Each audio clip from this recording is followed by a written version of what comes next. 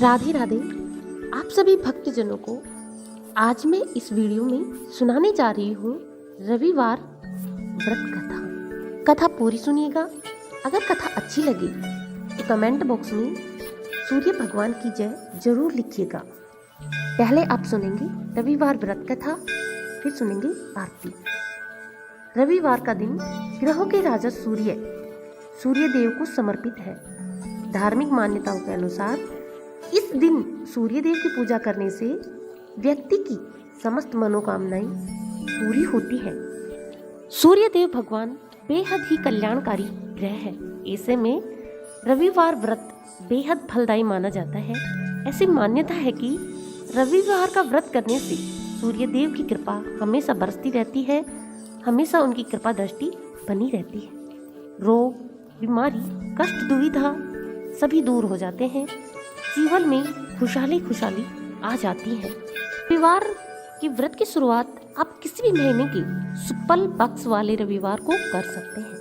वैसे भादो माह के रविवार से इस व्रत का आरंभ करना बेहद ही शुभ माना जाता है। इस व्रत का पालन 51, 30 या 12 रविवार तक करना चाहिए।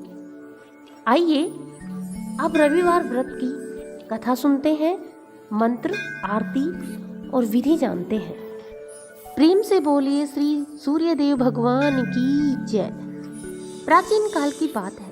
किसी नगर में एक बुढ़िया रहती थी। वह हर रविवार को नियमित रूप से व्रत करती थी।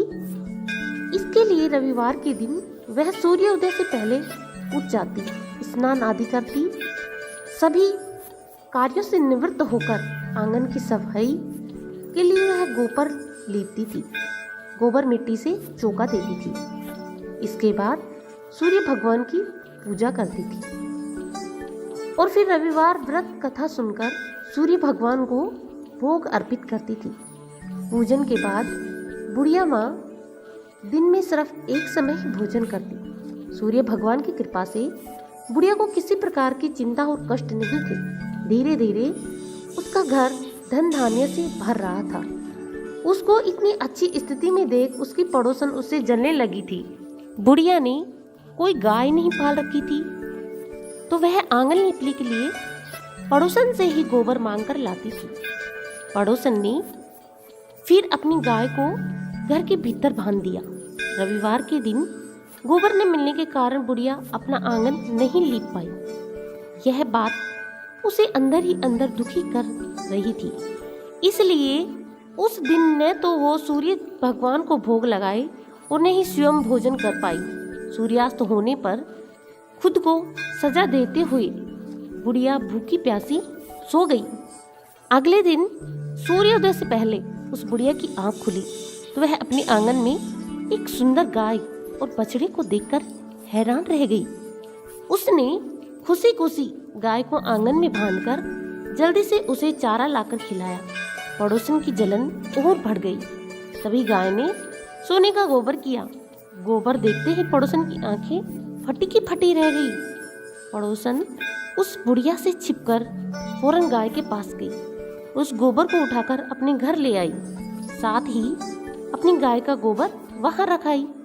सोने का गोबर पाकर पड़ोसन कुछ ही दिनों में धनवान हो गई। बुढ़िया के आंगन में गाय प्रतिदिन सूर्योदय से पहले सोने का गोबर किया करती थी। उस गोबर को पड़ोसन ले जाती। एक दिन बुढ़िया से छिपकर उठा ले जाती थी। सूर्योदय से पहले सोने का गोबर किया करती थी। उस गोबर को पड़ोसन ले जाती थी। काफी दिनों तक बुढ़िया को सोने के गोबर के बारे में कुछ पता नहीं था। बुढ़िया हमेशा की तरह हर रविवार को सूर्य देव का व्रत करती रही और कथा सुनती रही।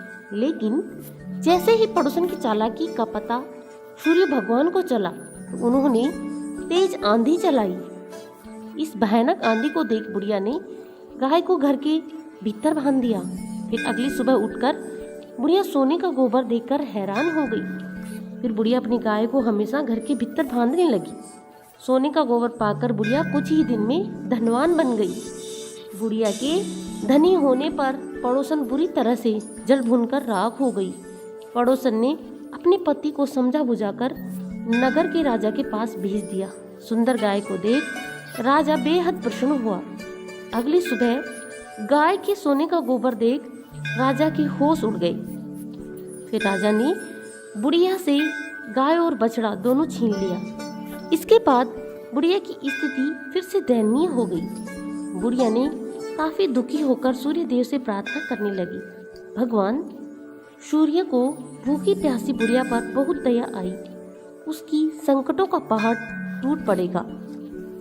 तुम्हें रात सूर्य भगवान ने उस राजा को स्वप्न में कहा, हे राजन, बुढ़िया की गाय और बछड़ा उसे तुरंत लौटा दो, नहीं तो तुम पर बहुत से संकट आएंगे।